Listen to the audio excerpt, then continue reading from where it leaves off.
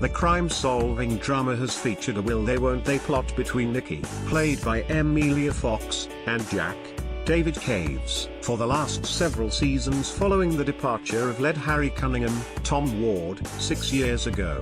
Yet despite their constant flirting, the forensic investigators have never taken their connection to the next level, despite Jack's apparent intense feelings for his colleague. Last season, Nikki suffered a harrowing trauma in the form of being buried alive when the team were in Mexico, and the first 4 episodes have shown her finding it hard to move on.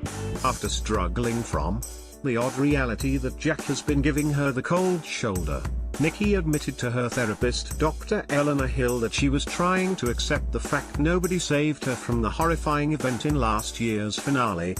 Explaining that she doesn't blame Jack for his behavior, Nikki said, "He's suffering too, but it didn't happen to him. I have my PTSD. He doesn't get to call it some fancy name. Isn't something like this meant to bind us, bring us together, but instead uncomfortable when the therapist suggests she wants his forgiveness?" Nikki declares, "I want him to look me in the eye. I was trapped. I was dying alone in the dark.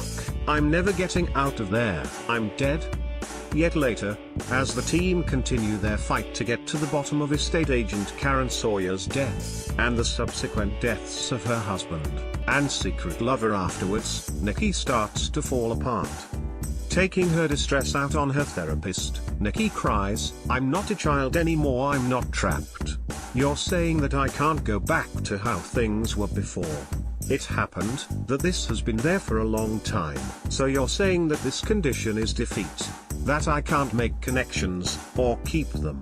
Unable to cope any longer, Nikki stormed out of the session before breaking down in tears in the hallway.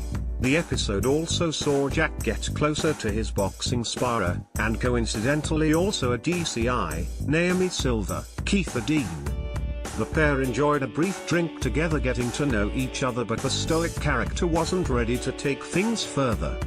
It wasn't until the installment's closing moments that Jack threw caution to the wind in a particularly intense round of boxing that finally saw the characters give in to their lust and begin kissing in the gym.